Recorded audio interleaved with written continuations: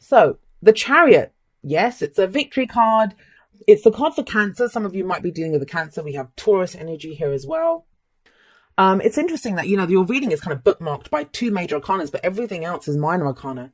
So a lot of choices and what you can do. We always have free will anyway, but it kind of feels like you come charging into April. This is about momentum. This is about the energies picking up. We have more opportunities to kind of make our goals come true, to achieve the things that we want to achieve. And I was telling Cancer this because I think they got this in their reading, that the Chariot, to me, why is it the card for Cancer? Because Cancer is all about security, protection, home, safety. And because we're taking ourselves home. Whatever that dream is, whatever that goal is that we have, we are getting ourselves home. And you are the charioteer, right? So you're the person in the chariot. So you balance your head and your heart. You make sure the two horses are going in the same direction. Now, when the chariot comes up, we may have more than one option. We may have two different directions that we want to go in, but we direct it towards the one that we truly want, And we kind of drive that chariot home to have that victory, to get the victory that we want.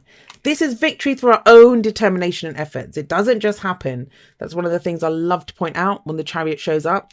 And this may be to do with completely on an emotional level, because we have the Ace of Cups coming up at the heart of your reading. Aces are new opportunities that come up for us. They are doorways that get presented to us, but we are the ones that must walk through them, or in your case, drive the chariot through them. The Ace of Cups can be new beginnings in love. It could be someone new that you're meeting this month. If you're in an existing relationship, it can be a brand new beginning for that relationship. Like you begin a new cycle. And a lot of this has been going on, like, completions of cycles, wanting something new, tapping into your heart space. This is a healing energy. This is emotional growth, spiritual growth. So, that's pretty, if you have this opportunity coming in and you're in that chariot, a lot can be achieved here. Now, what's kind of interesting to me is that you have the Nine of Cups coming up as a past energy, and that's the wish card. So when this comes up, it may be that we got something that we thought we wished for. And I say this about the Nine of Cups, that the wish card is one of those cards that, it's what we wish for, what we want before we know what we need. So maybe there was something that you thought that you wanted and it was like a dream come true, and now you want something new, or you want a new cycle to begin in that. Combination of the Ace and the Nine, that's the Ten of Cups, that's the happy ever after. So, with these two together, still pretty amazing top row there, where you can have victory, and it's something emotional. If this is not a romantic reading for you, this is to do with a job or something financial, career move, something like that. It kind of feels like that might have been a career or a job that you thought was a dream come true. You thought it was, this is my wish. But what is the message of the Nine of Cups? It says, be careful what you wish for, because you just might get it. And so in that case, it's almost like you got it and you're like, well, you know what? I want something new. I want to go in a new direction. This is not making me happy. I want something a new shot at what would make me happy. And you've got it with the chariot coming up there. So what's the card in the present? Well, we have the Nine of Wands coming up here.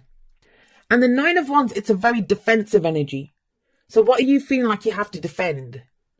And the thing with the Nine of Wands is, yes, it's a card that talks about not giving up. So, when I see the Chariot and the Nine of Wands, this is something that you've put so much time and effort and energy into that, you're going to keep riding that chariot. You're going to keep going in that direction because you've put so much effort into it, and you can have a victory in this. This does talk about being close to completion. You're almost there. You're almost ready to complete. We have two nines here. So it's almost like you're tying something up, and so many of the signs have been getting this message. So many of my clients have been getting this message. You're tying things up. You're clearing things up before you get this new opportunity. Some of you might be kind of like, you want to start a new relationship, but there's things with your ex that you need to figure out. So, the person that you've met that you want this new beginning with, great energy, but there might be this kind of lingering kind of stuff with an ex that you need to sort out. But you can do that. For others of you, the Nine of Wands, it can also be, we're tired, we're exhausted. Emotionally, you're great, but physically, you may not have the energy.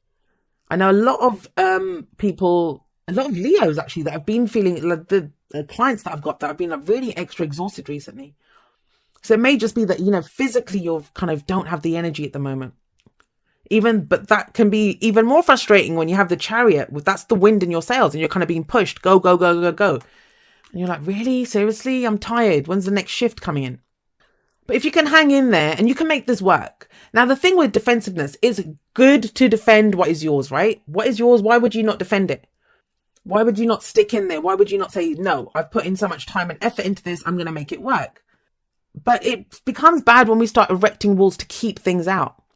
Because for some of you, the 9 of Wands is going to indicate that you almost, because you're so exhausted, like you don't have the energy to do this right now, you may be blocking out the Ace of Cups. You may be blocking out a new opportunity. When it's kind of, you're like, well, no, I already got what I wanted. And it's like, well, did you? Why would you have the Ace of Cups here? Why are you starting a new cycle? Is this, and the kind of hard part with the 9s is when, especially, and the 8s as well, when we've put in so much time and effort into something, we've put in so much time and effort, it can be really difficult to kind of either wrap it up. You know, we get so kind of caught up in that this is what I do now. You know, better the devil you know. You kind of stick with it. But the 9 of Wands is not so much saying to me to give up on it. It's more like wrap it up now. You're almost there. 10s after this, we're done. Let's move on. What is it that you move on to? Well, we have the Page of Pentacles.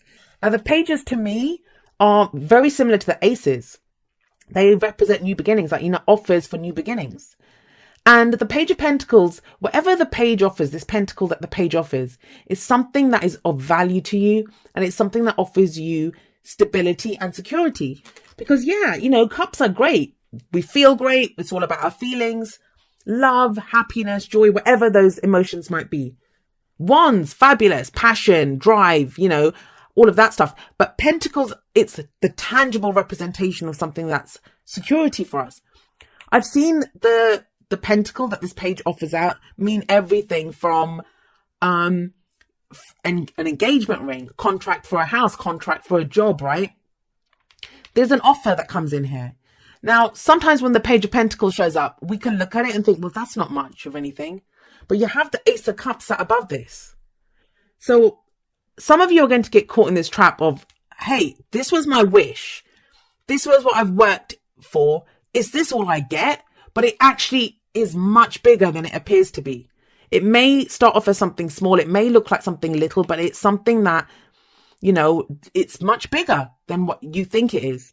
Why is that? Because what's the advice coming in? It's the Hierophant card for Taurus. This is commitment.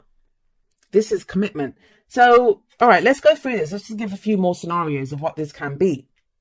This can be drive, success, you know, whatever it is that you're trying to achieve.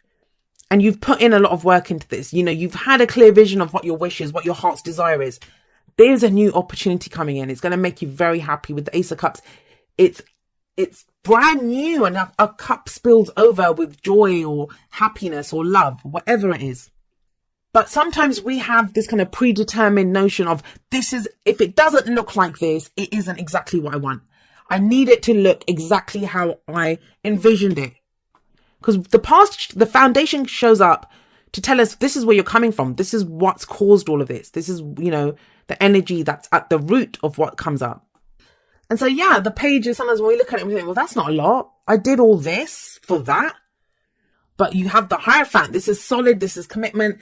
Some of you want marriage, you know, and you kind of think, well, someone might just be asking you out on a date. And you're like, but that's not the commitment I wanted. Well, it leads to it. And if we want commitment, we must commit to it ourselves. What are you committed to, Leo? That's what the Hierophant's asking you. This is what we conform to, the rules that we conform to, our own traditions, our own rules that we have. And who gave them to you? Do you follow what your parents said? Do you follow what your religious leaders have told you? Are you going by what society expects from you? Because with the 9 of Cups sat here, this is asking you to commit or to be loyal to what your wish or your dream is.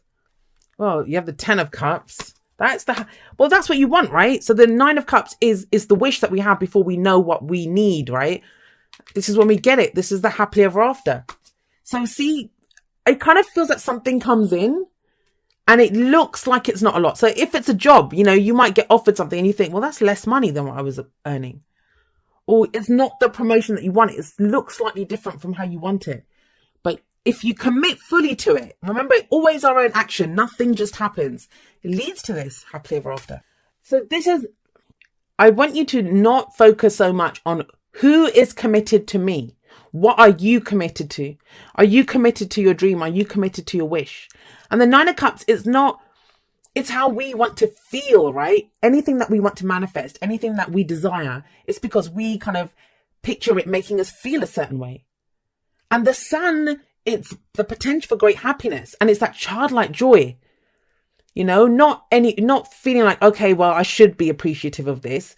This is that pure joy that children feel. Children they can't fake when they're happy. They are happy. When they're happy, they're happy. When they're sad, they're sad. And also, we see the potential for great happiness because everything gets revealed. Everything is revealed.